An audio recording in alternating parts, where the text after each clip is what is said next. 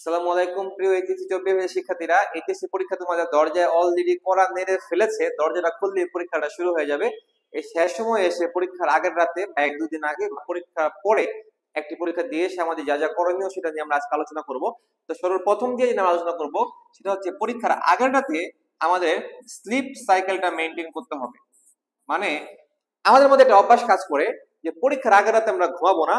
অনেকেই ঘুমায় রাতে 4টা 4:30, 2 ঘন্টা বা 3 ঘন্টা ঘুমায় পরীক্ষা দিতে যায়। কিন্তু তুমি খেয়াল করে দেখো তোমার গত 1 বছরের স্লিপ সাইকেলটা কেমন ছিল। তুমি কি আগে এরকম 1-2 ঘন্টা ঘুমায় সকালে উঠে পড়তা? না। হঠাৎ করে পরীক্ষার 1 সপ্তাহ আগে থেকে তুমি যে রাত্রি কম ঘুমানো শুরু করছো, বিশেষ করে পরীক্ষার আগের রাতে তো তোমরা একদমই ঘুমাইতে চাও না। ফলে যেটা হবে দেখো, পরীক্ষা হলে কিন্তু তোমাদেরকে ব্রেনটা কাজ করতে হবে, সৃজনশীল চিন্তা করতে হবে। তোমার যদি প্রপার ঘুম না হয় তুমি কখনোই পরীক্ষা হলে ইনোভেটিভ কোনো থিঙ্কিং করতে পারবে না। তাই অবশ্যই পরীক্ষার আগে রাতে আমাদেরকে অ্যাটলিস্ট 5 থেকে 6 ঘন্টা ঘুমাতে হবেই। এতটুকু সময় হাতে রেখে আমাদের ঘুমাতে যেতে হবে। অনেকের তো ঘুম আসতেও 1 ঘন্টা সময় লাগে, কিন্তু আমরা যদি ঘুমাতেই যাই 4টা বাজে তাহলে পরীক্ষা এক্ষেত্রে আমরা ক্ষতিগ্রস্ত হয়ে যাব। দ্বিতীয় কথা হলো, পরীক্ষার আগের রাতে no new topic, no new topic, only revision. নতুন কোন টপিক পরীক্ষার আগের রাতে ধরা মানে হইতাছে আমি যা যা পারতাম ওগুলো ভুলে যাওয়া। পরীক্ষার আগের রাতে নতুন পড়ার সময় না। তুমি বিগত বোর্ড প্রশ্ন চোখ বুলায় যাও, যা যা পড়ছো রিভিশন দিয়ে যাও, তাহলে তোমার প্রস্তুতি হয়ে যাবে। কোনো কিছু বাদ থাকলে ওটা আল্লাহর নামে, যা হওয়ার হবে দেখা যাবে। কিন্তু আগের রাতে এসে নতুন কোনো পড়ার চাপ নেওয়া যাবে না, কোনো সাবজেক্টেই না। সেটা 10 মিনিটে পড়া হোক, 20 মিনিটে পড়া হোক, নতুন কোনো কিছু পড়ার এখানে প্রয়োজন নাই।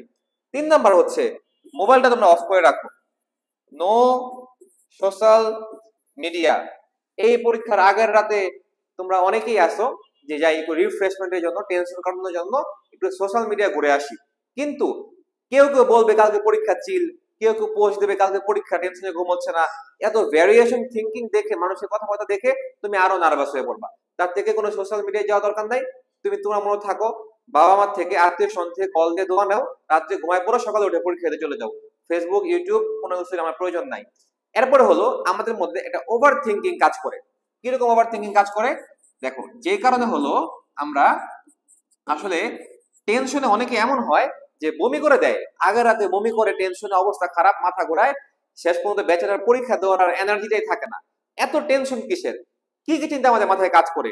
আমার যদি পরীক্ষাটা খারাপ হয়ে যায়, আমার বাসায় বাবা মার কি জবাব দিব, আমার বন্ধুরে কি জবাব দেবো, আত্মীয় স্বজনে কিভাবে মুখ দেখাবো, এই দুনিয়ার যত সব চিন্তা সব পরীক্ষার আগের রাতে আমাদের মাথায় এসে চলে, যার কারণে আমরা রাতে ঘুমাইতেও পারি না। এই সব চিন্তা বাদ দিয়ে দেখো, জীবন তো একটাই। এই পরীক্ষা জীবনের সবকিছু ধারক বাহক নির্ধারক না। পরীক্ষা জীবনের চলার পথে একটি অংশ মাত্র। নর্মাল ভাবে, স্বাভাবিক ভাবে নিয়ে যতটুকু কম টেনশন করা যায় অ্যাভয়েড করে, কোনো উল্টাপাল্টা চিন্তা না করে আমরা প্রস্তুতি নেব এবং পরের দিন সকালে ফ্রেশ মনে পরীক্ষাটা দিয়ে আসবো। এর পরের পয়েন্ট হলো, আমরা যেটা করবো সেটা হলো প্রশ্ন পরীক্ষা দিয়ে এসে প্রশ্ন মেলানোর প্রয়োজন নাই। দেখো, তুমি পরীক্ষা দিয়ে আসা দেখলা 25-22-24, অথবা দেখো পরীক্ষা দিয়ে আসা 25-15, এটা কি তোমার কোনো লাভ করে দিবে? 24 কি তুমি আর চেঞ্জ করতে পারবা? 15 কি তুমি আর চেঞ্জ করতে পারবা? তুমি শুধু মোটামুটি একটা আইডিয়া রাখবা যে তোমার পরীক্ষাটা কেমন হয়েছে। যদি তোমার কাছে মনে হয় পরীক্ষা খারাপ হয়েছে, তাহলে প্রথম পত্র খারাপ হলে দ্বিতীয় পত্র তুমি সর্বোচ্চ ভালো করার চেষ্টা করবা। কিন্তু ভালো হলেই কি তুমি দ্বিতীয় পত্র ভালো করার চেষ্টা করবা না? প্রথম পত্র ভালো হয়েছে, 25-25 পাই গেছে মিলাইয়া, এর ফলে কি তুমি দ্বিতীয় পত্র পড়ালেখা ছেড়ে দিবা? তাহলে আনসার মিলানো আমাদের মধ্যে টেনশন উদ্রেক করা ছাড়া, ডিপ্রেশন তৈরি করা ছাড়া আর কিছুই সৃষ্টি করে না। হ্যাঁ, একটু ভালো লাগা কাজ করে। তো সেটা তুমি পরীক্ষা দিয়ে বুঝতে পারতেছো তুমি তো কতটুকু কনফিডেন্ট, তোমার হয়েছে কি না হয়েছে দিয়ে বোঝা যায়। তার জন্য অ্যাকুরেট মিলানো, সৃজনশীল গুলা ধরে ধরে মিলানো। অনেকে আছে সন্ধ্যা 7টা বাজায় দেয় পরীক্ষা দিয়ে আসা, আগের প্রশ্ন নিয়ে পড়ে থাকে, পরের পরীক্ষা নিয়ে পড়ালেখার খবর নাই। তাহলে আমরা এটা করব, পরীক্ষার প্রশ্ন যারা আমরা একটু দুর্বল বা মধ্যবিত্ত লেভেলের শিক্ষার্থী, তারা পরীক্ষার প্রশ্ন বানানোর দরকার নাই। যারা অনেক কনফিডেন্ট ওরা মিলাই দেখুক 24 পাইছে নাকি 25 পাইছে। এরপরে হলো দেখো, মানুষ তো রোবট না। ভালো প্রস্তুতি থাকা সত্ত্বেও পরীক্ষা খারাপ হয়ে যেতে পারে।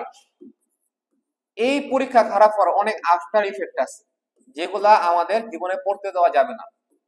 হতেই পারে একটা পরীক্ষায় আমার 12টা এমসিকিউ হয়ে গেছে, 13টা এমসিকিউ হয়ে গেছে।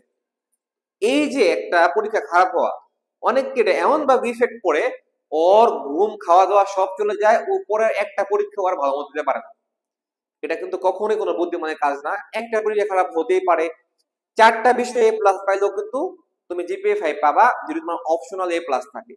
এমনও কিন্তু অনেক সময় হয় তুমি একটা পরীক্ষা খারাপ দিয়ে আসছো, পরে রেজাল্ট ধরে পরে দেখো ওইটার ফলাফলই ভালো হয়েছে, কিন্তু ওইটা খারাপ দেওয়ার টেনশনে তুমি যে বাকি পরীক্ষাগুলো খারাপ দিছো ওগুলা সব খারাপ হয়ে গেছে।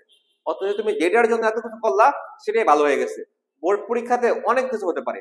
অনেকে মনে করে আমি 60-70 পাবো, পেয়ে যায় 90। অনেকে 90-95 শিওর পাবে, পেয়ে যায় 80-75। কি যে হতে পারে ভাই, একটা পরীক্ষার জন্য আরেকটা পরীক্ষার ফলাফলকে কখনোই প্রভাবিত করা যাবে না। তো এই জিনিসগুলো মেনটেন করে তোমরা এইচএসসি সময়টা পার করো, তাহলে ইনশাল্লাহ ভালো কিছু একটা হবে। ধন্যবাদ তোমাদেরকে।